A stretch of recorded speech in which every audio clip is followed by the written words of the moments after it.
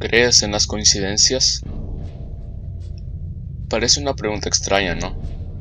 Yo tampoco lo he considerado mucho hasta ahora. Hay varias cosas que debo explicar. Ayer se cumplió un año desde que mi hija desapareció. Nunca hubo ninguna nota para el rescate. No se descubrieron los restos, ni siquiera hubo una pizca de evidencia para respaldar las teorías estándares de secuestro u otro acto criminal. Aparte de su ausencia misma, toda la situación se veía impresionantemente limpia. A solo 14 años de edad, había desaparecido sin dejar rastro. Su nombre era Emily. Ahora puedo utilizar este funesto "era" con seguridad. Es una bendición agria, una que acarrea con costo enorme para todos nosotros. Cuando Emily desapareció, nos dejó a todos en un estado de ansiedad perpetua, el limbo monstruoso de la incertidumbre. Cada llamada telefónica era una aguja presionada contra nuestra piel. Cada reportaje que se transmitía sobre esta pobre chica que permanecía desaparecida y se presumía muerta, se sentía como sofocar nuestras gargantas con agua hirviendo. El no saber, esa es la tortura real. Hasta ayer, en verdad lo creía. Hasta ayer, cuando recibí un correo de un remitente que no conocía, un correo que declaraba contener la verdad de lo que pasó con Emily aquel terrible día. Lo siguiente es el contenido del correo. De lo siento 123 @gmail.com. Asunto: una disculpa por lo que he hecho.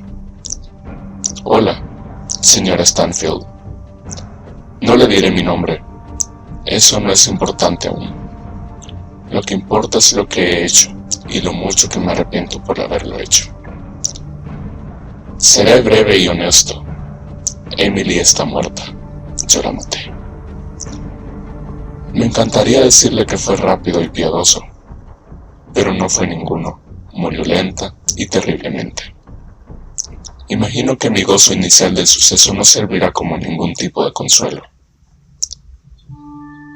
Amé a Emily por mucho tiempo de una manera a la que podríamos referirnos como inapropiada. La parte más difícil era saber que ella nunca podría corresponderme, al menos no de la misma manera en la que yo lo hacía, aunque no por falta de intentarlo. Había hecho insinuaciones antes, muy sencillas en verdad, pero ella nunca fue muy receptiva ante mi afecto. Sentía asco hacia mí, y eso me hacía sentir pequeño y enojado. Aunque puedo estar agradecido por el hecho de que nunca le contó nada a usted, supongo que habría sido poderosamente embarazoso para ella si ustedes lo sabían.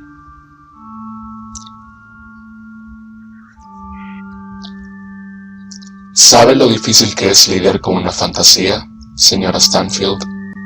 He tenido sueños tan desagradables sobre Emily, y sé que no son desagradables, pero no puedo evitar encontrarlos excitantes.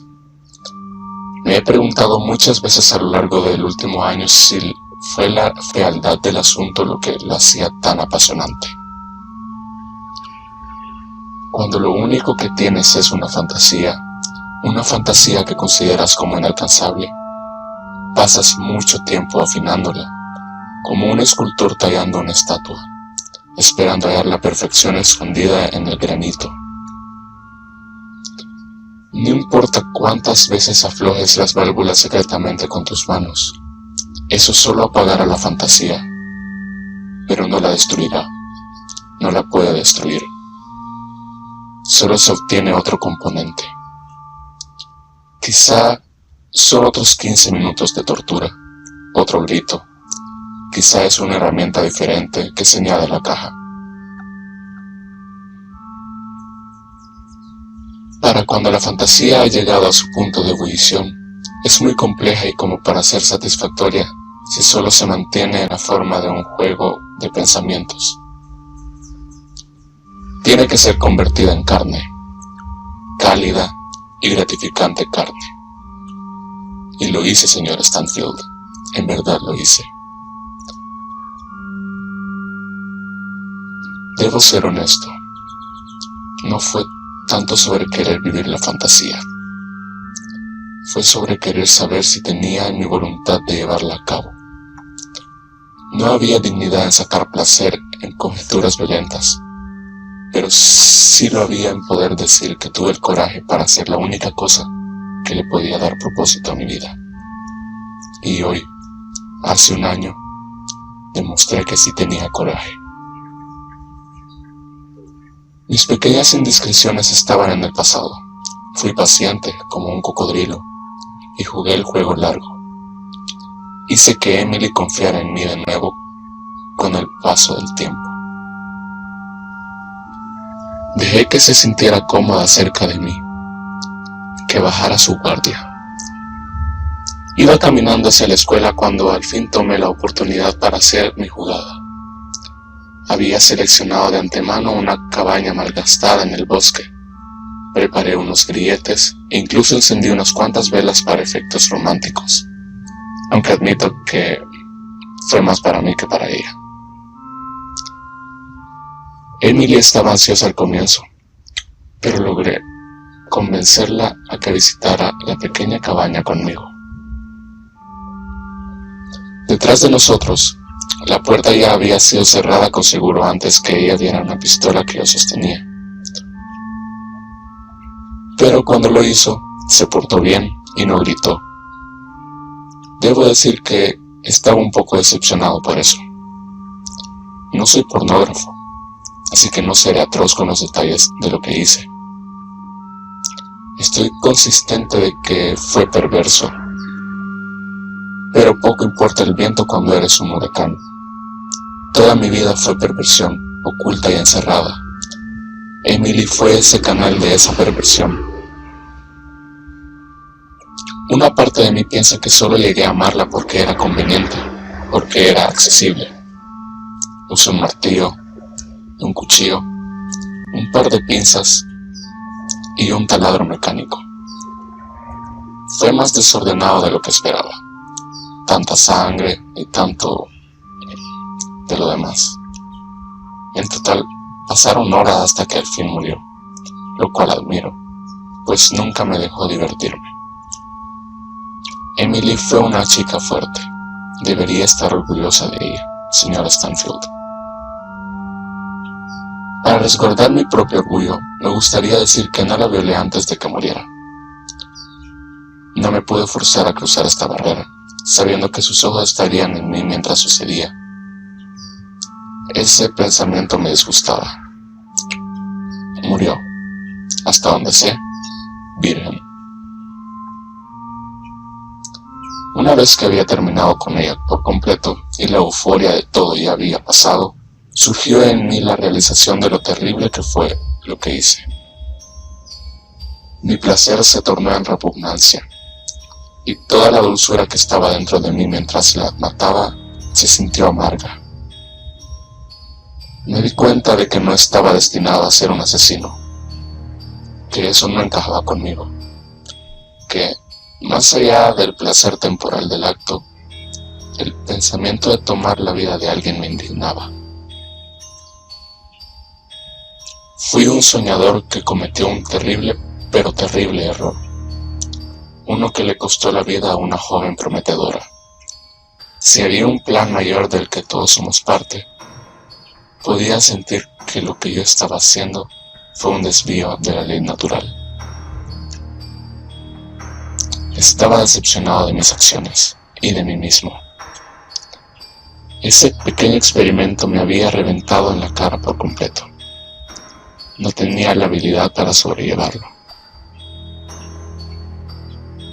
Una vez que había superado la ola inicial de miedo y pánico, corté el cuerpo de Emily en pedazos pequeños que eran fáciles de cargar. Tomé todos esos pedazos, envueltos en tela, y los quemé en el bosque utilizando combustible.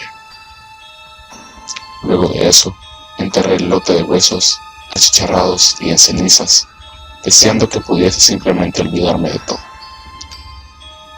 Matar a Emily y hacer las cosas que le hice a su cuerpo no fueron actos de coraje. He comprendido esto a lo largo del último año. Fueron actos de obsesión y de cobardía, de una persona que no es lo suficientemente fuerte como para superar sus impulsos más oscuros. He estado invadido por la culpa, envuelto en recordatorios de la vida que he tomado y nunca podré devolver.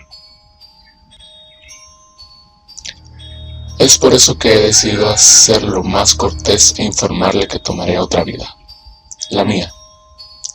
Lo único que podría llegar a ser es un peligro para las personas que me rodean, una bomba de tiempo destinada a estallar y herir a otro inocente. Lo único altruista para una persona en mi posición es removerse a sí misma del problema. Lo siento por lo que le hice a Emily. No espero que me perdone, ni tampoco creo que lo mereciera. Solo espero que esto le dé algún tiempo de cierre y le permita seguir adelante. Mis más sinceras disculpas. El correo termina ahí. Lloré por horas.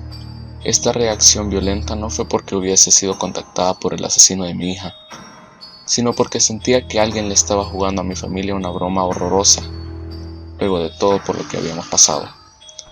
Y en el aniversario de la desaparición de Emily, para colmo, no se lo mostré a mi hijo o a mi esposo. Cargué con la cruz por mi propia cuenta y vestí un rostro valiente para ellos, sabiendo que el aniversario era duro para todos. No dejaría que el monstruo al lado de ese correo destruyera a mi familia. Pero esta mañana escuché un disparo sonoro desde la habitación de Joseph, mi hijo. Para cuando mi esposo y yo forzamos la puerta, era demasiado tarde. De alguna forma había conseguido un arma y se disparó en la frente. Así que, con esto en mente, te lo preguntaré de nuevo. ¿Crees en las coincidencias?